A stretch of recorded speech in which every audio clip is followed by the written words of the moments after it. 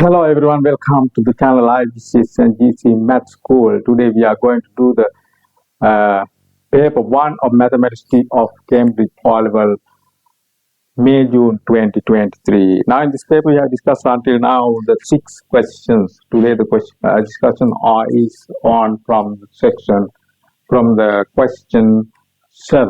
Now the question 7. The question 7, see, they have given a scatter diagram.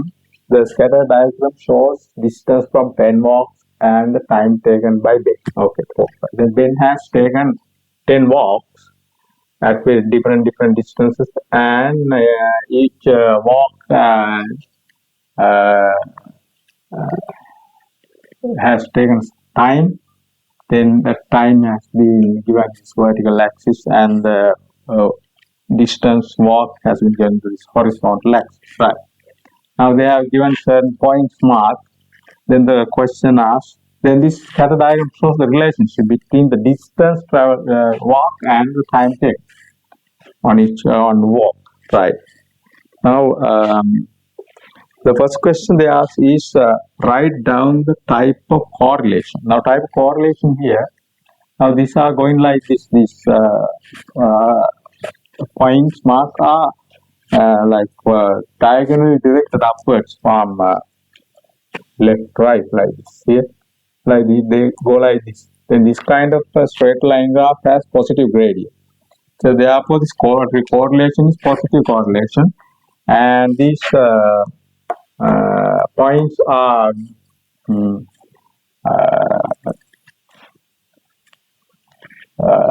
situated very close together.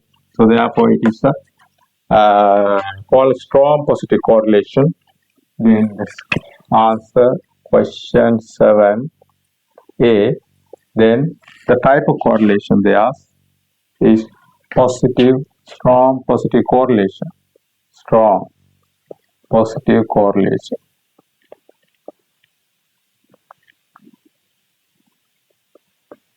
Right. Now the B part B, draw the line of best fit. Now line of best fit, now you identify the general direction of these points, then draw the line like this.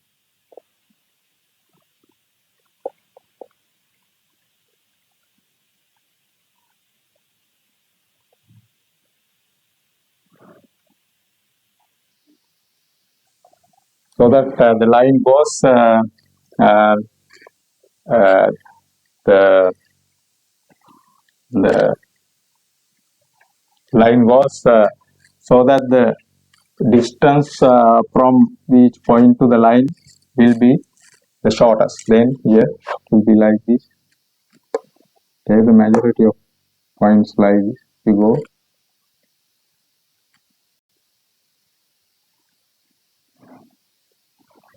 Must go like this.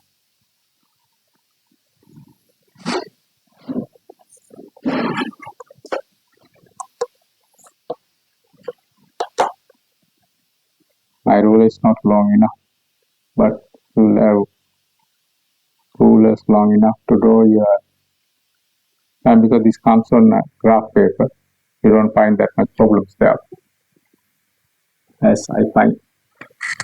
Okay, like this. This is how the line of best fit goes, right? That is the part B. Answer D. Right now, use your line of best fit to estimate the time Ben takes for 5 kilometer walk.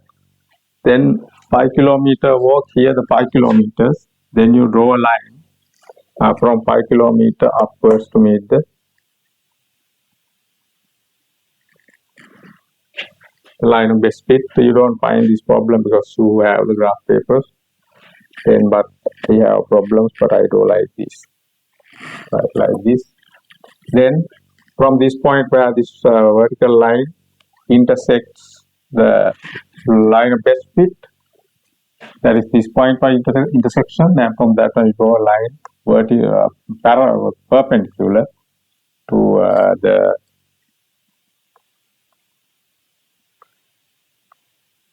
time axis, that is vertical axis, as we want to take the time.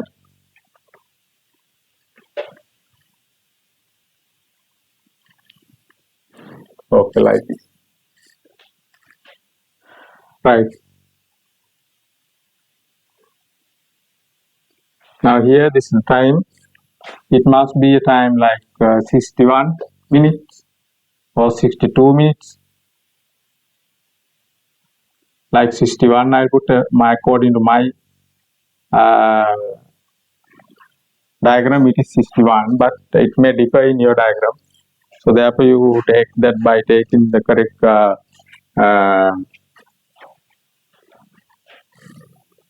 drawing like this. You will get the exact point here, and from that you draw the line like this, and from this one you can take the correct value. According to my one, it is RC 61 minutes. 61 minutes. The 61 minutes according to my diagram, but it may not be the correct answer according to my diagram. You may get the correct answer from your graph paper, right? Okay. Now that is, but anyhow, the way of doing this, that is what you must understand, right? So Q8, question 8. We are going past the question 8. Question is to work out on what 1 3 over 4 plus 5 over 6. Then here there's one mixed number. Other one is proper fraction, but not a mixed fraction, right? Okay. Then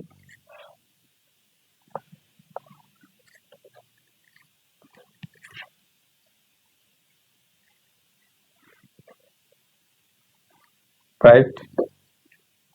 Then take this here. First of all, take this. There's a whole number part here in this mixed fraction. Take it separately like this. Write it like this. 5 over 6. We separate this whole number part in this mixed fraction for our convenience, right? Then we have to work only with these two parts, fractional parts, right? Here, see now to add these two fractions are better. That's 3 or 5 or 6. Then in this one, see whether they are common same denominators. No, it's not the same denominators. Therefore, denominators are different. You have to find the common denominator by finding the LCM of 4 and 6. LCM is 12. Just find and see. LCM is 12. Then take this one. Then to convert this 4 into 12, you have to multiply this by 3. Therefore, you have to multiply this also by 3. 3 times 3, 9. Then this one comes as it is. Then to convert this 6 into the common denominator, you have to multiply this 6 by 2. Then multiply this 5 also by 2. Then 5 times 2. 2 means 10. Okay, here 10. Then 1 plus 19 over 12. Then 1 plus 19 over 12. It is improper fraction. You can write it as a mixed number. 12 times 1. Then 7. 7 over 12. Then these two whole parts can be added. That is 2. Then 7 over 12.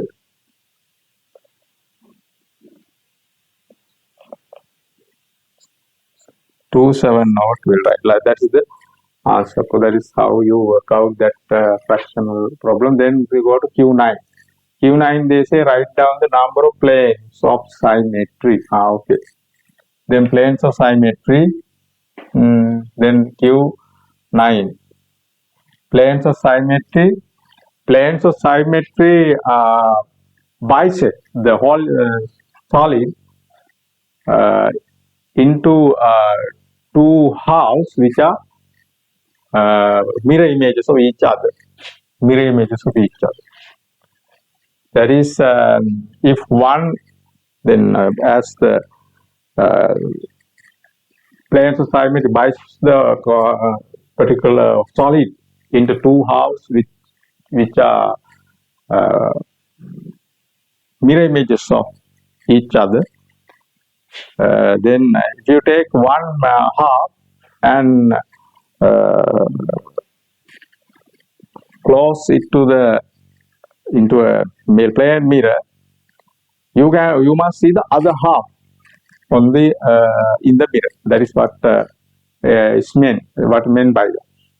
Then this planes of symmetry bisects the solid figure into two halves which are mirror images of each other. It divides into two halves. It bisects into. Bisects means you divide into two halves. And if you hold one half to a mirror, other half must be seen in the mirror. The image in the mirror must be the other half. So that is what it means, right? Okay. Then here, then you can draw two planes of something like this. One is you get the exact midpoint of this, and exact midpoint of this line, and join them. Let's say here. Let's say exact midpoint is here. Right, then exact midpoint of, let's say this one is here. Then it will be like this. Right. Okay. Then exact midpoint of this one. Okay. Like this.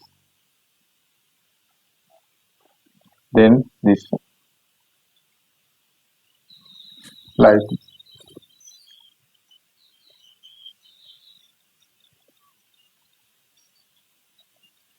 Then this one is also 90-degree angle here.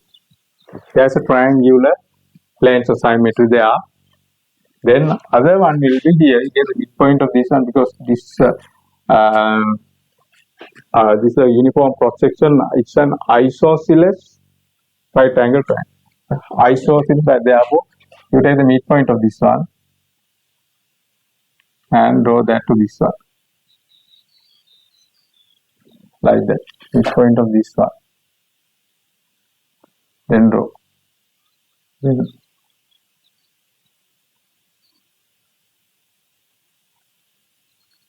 like this. Then you draw to join these two.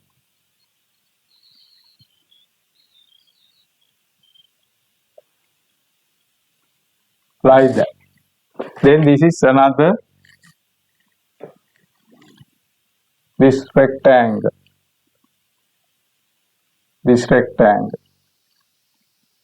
That will be the other planes of symmetry. There are two planes of symmetry. This plane of symmetry can be taken just because this isosceles right angle triangular uniform cross section. Otherwise, you can't take it. Right? Okay. And there are two planes of symmetry.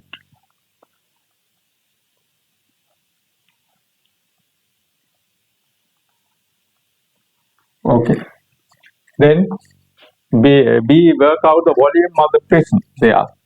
Then volume, we know volume of solid with a uniform cross section is equal to area of the uniform cross section. Area of uniform cross section. There's one general formula for finding the volume of any solid with a uniform cross section. Then this is volume equals area of uniform cross section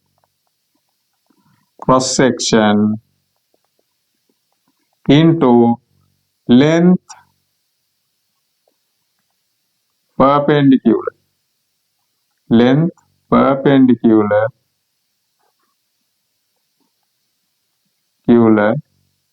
to the uniform cross section.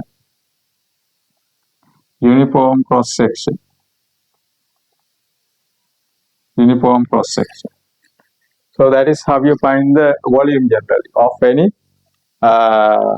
solid with a uniform cross section. Area of the uniform cross section multiplied by the length perpendicular to the uniform cross section. Your volume equals area of the uniform cross section into length perpendicular to the uniform cross section. So that is how you find the volume of a solid with a uniform. Then this is a solid with a uniform cross section. Here this triangle here, this is the uniform, this is the cross section. That here also cross section. The two cross sections are the same. 3, right angle, 3. Okay. So therefore we find the area of this right angle triangle, multiply that by the perpendicular length. Then perpendicular length perpendicular to this triangular surface is this one. This is the one. This is the one. This is the one. Then perpendicular length will be this 8. Then you write here, area of the unit cross section is a right angle triangle. Then how do you find the area of a right angle area of a triangle? In a right angle triangle, these two perpendicular sides can be taken as base and height alternative. So therefore, alternately we can take that base and height, these two perpendicular sides as base and height. Therefore, area of a triangle equals half into base into height. Then area of the uniform cross section is half into base here 3 into height here 3. Okay. Then multiplied, that is multiplied by length perpendicular to the uniform cross section is this 8. 8 here. Then you simplify 2 to 4. Then 3 times 3, this 2 can be cancelled for this 8. Then 2 times 4, then 3 times 3. 9 times 4 is how much? 30. 36 square centimeter. The length side centimeters. Therefore, the volume comes in cubic centimeters. Centimeter cube. 36 centimeter cube. Okay. That is the answer for Q9. Then we go to Q10. Solve the simultaneous equation. Right. Then for doing that, I will erase this 7th question here to take space. We need a little bit of space for that. Right. Okay.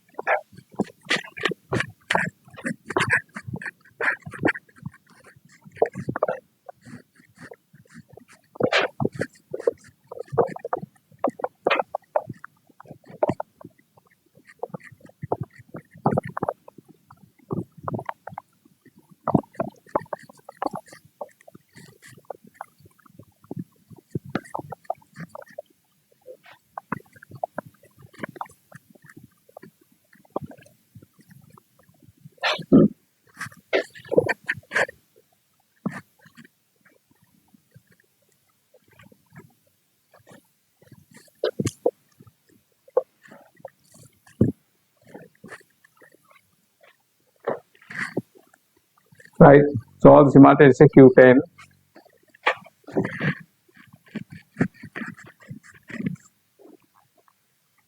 Q10. Solve simultaneous equations. X plus 2y equals 7. X plus 2y equals 7. Other one, 3x plus 4y equals 11. 3x plus 4y equals 11. Is the second equation. Now here in two equations in x and y, and there's one equation in which one variable has coefficient 1. So in such a case we can use the there are two methods to solve this simultaneous equation. One is elimination method, other one is substitution method. We can apply the substitution method very clearly when at least one variable in one equation has coefficient 1. Here this x has coefficient 1, so therefore coefficient positive 1. Then you make that the subject, take from the equation 1. Then what is the x? We make x a subject here. X equals, take 2y to that side, then this plus 2y becomes minus 2y. 7 minus 2y. That is, you substitute this one into the second equation. Sub to second one. Okay. Then write 3x plus 4y, the second equation first. Then instead of this x, this expression in y must be substituted. Therefore 3 Then this what is to be substituted for this x is an expression. It's an expression. Then you put that within brackets. 7 minus 2y. Then plus this 4y equals 11. Then you remove brackets. 3 times 7 21. 3 times 2 is 6y plus 4y equals 11. Here 21 like terms can be added and subtracted in algebra. Then minus 6y plus 4y is minus 2y according to directed number rules. Then this is equals 1 to 11, right? Then 21, they take this 21 to this side. Then minus 2y equals 11 minus 21. Then this side 11 minus 21 means this again directed numbers. Two numbers of different signs you subtract. Then larger number here is 21. Its sign is negative. Then after deducting it is 10. That is negative 10 because larger number has negative sign. Then minus 2y. Then divide both sides by minus 2. Then y minus 10 divided by minus 2 is 5. Then y equals 5. Y value is 5. Then that y value is substituted into one of the equations. We will take the first one as it is easy. Then sub into the first one. The first one is x plus 2y equals 7.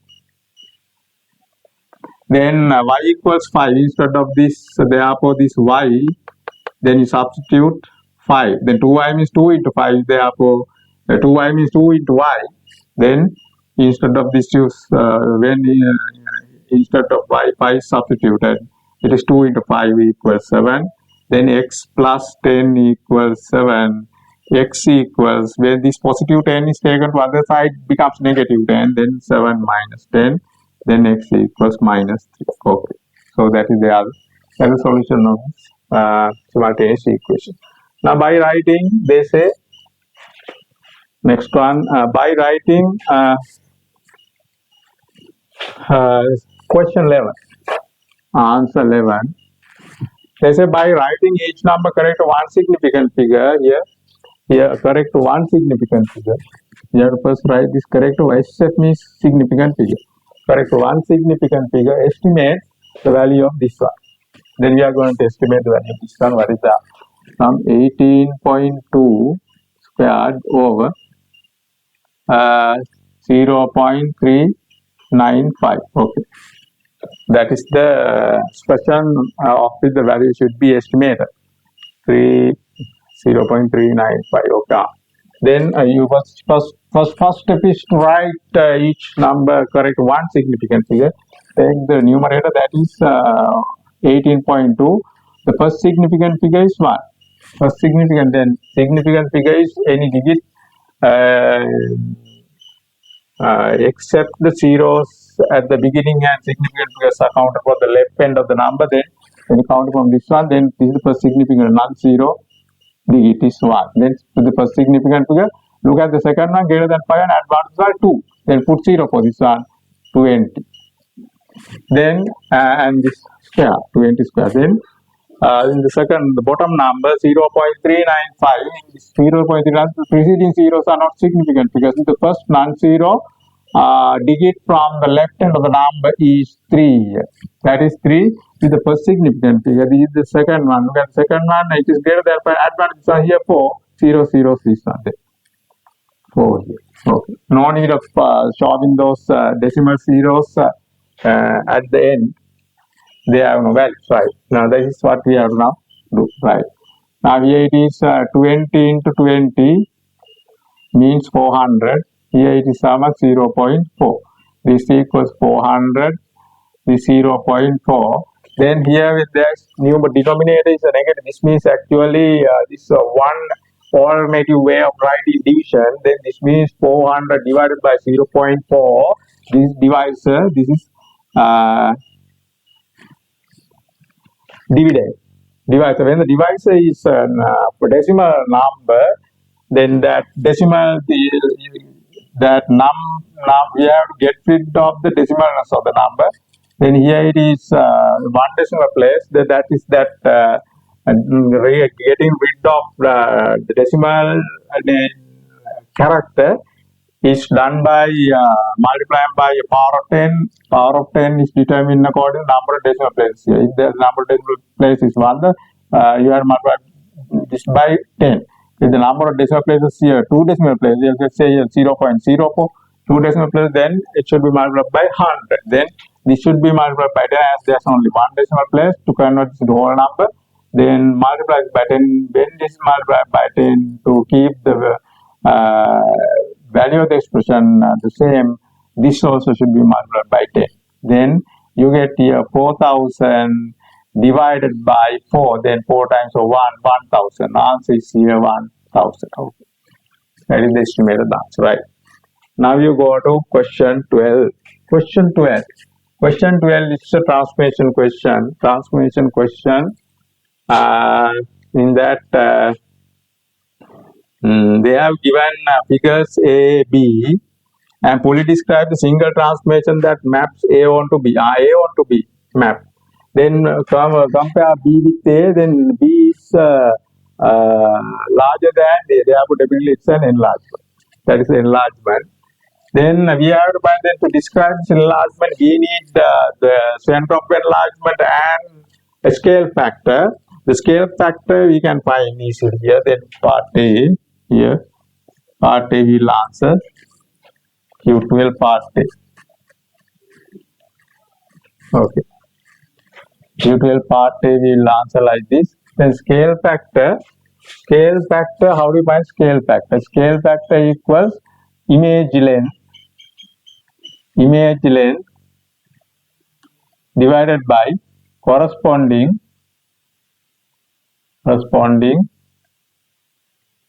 object length. Right. Now here what is the, let's say this one is the image length. Then what is the corresponding object length? This one. It is this side that has been enlarged into this one. Take this length of the image.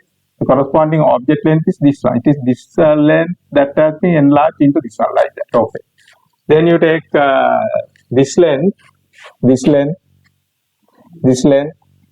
that length, that is the image length. The corresponding object length is this one. It is this length that has been enlarged into this one. Okay, no? Right. So therefore, we will take this length, it's easy. That is 3 to 5 means 1, 2, then 2 units. Image length, then divided by here, corresponding object length is this one. That is 1 to 2, that is 1. Therefore, scale factor is 2. We found scale factor is 2. Okay.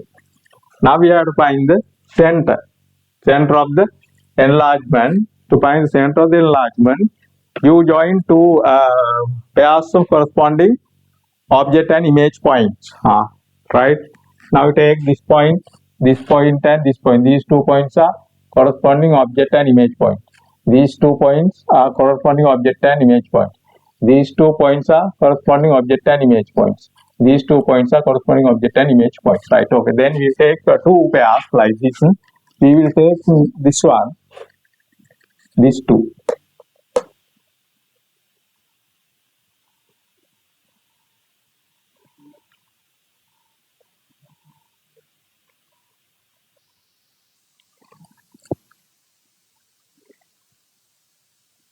Right, we do one by joining this pair of corresponding object and image points.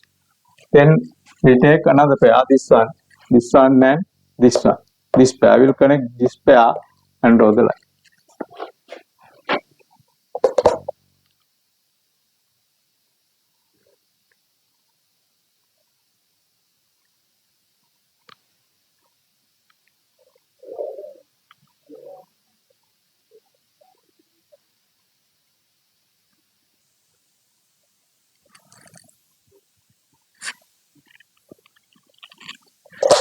Right, like this.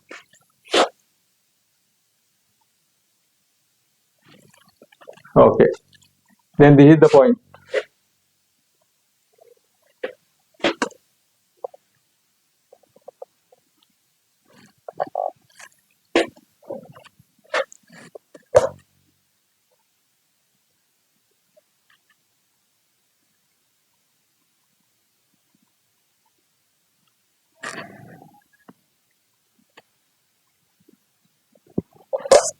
Right, this is the point.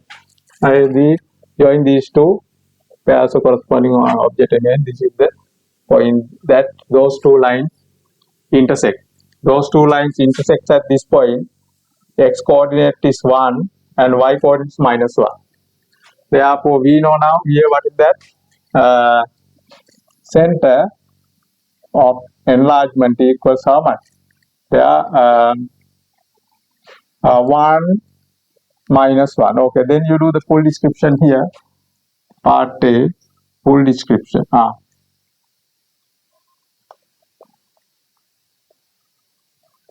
Full description. Alright, we can say like this. Start with the image. B is an enlargement of A by the scale factor 2 and the center 1 minus 1. You write here B is an enlargement of A by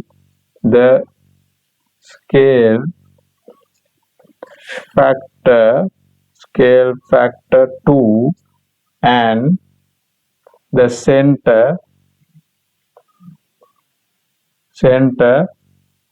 1 minus, try the coordinate pair 1 minus 1. So that is the full description that map A onto B. B is an enlargement of A by the scale factor 2 and the center 1 minus 1. Okay. Now they ask next answer B. Draw the image of shape A after a rotation of 180 degrees about. So the 180 degrees, 180 degrees B, 180 in 180 degree rotations, then X, Y coordinates are mapped onto always minus X and minus Y. So this is the mapping for 180 degree rotations. XY coordinates are mapped onto minus x1 and minus y. Sorry, minus x and minus y coordinates. X and y are mapped onto minus x and minus y. Alright. Then here if it is let's say 2, 3, then this 2 is mapped onto minus 2. This 3 is mapped onto minus 3. If this is 4, 5, then 4 is mapped onto minus 5. 6 is mapped, 4 is mapped onto minus 4, and 5 is mapped onto minus 5, like that. Then here we get the orders, and they say they are going to rotate this A through 180 degrees. Then this point coordinates 1 and 1, then they map on according to this one to -1, -1. Then right here -1, -1, -1, -1. Then they say here 1 through 2, 1, 2 coordinates 1 and 2 is mapped onto -1, -2. Here -1, -2. Here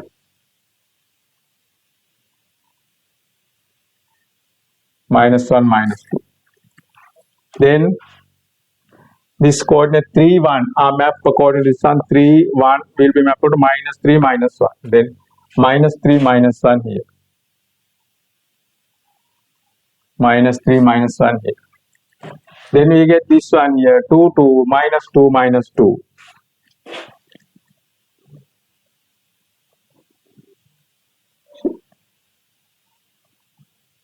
Like this. Then do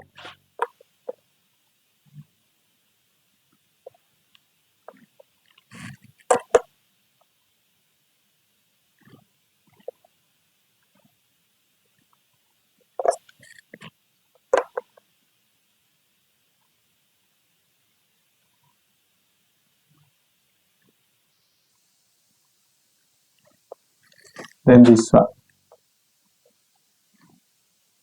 Right. Okay, that is the image after rotating this A through 180 degrees about the center 0, 0. Okay. Right. Okay. Then this mapping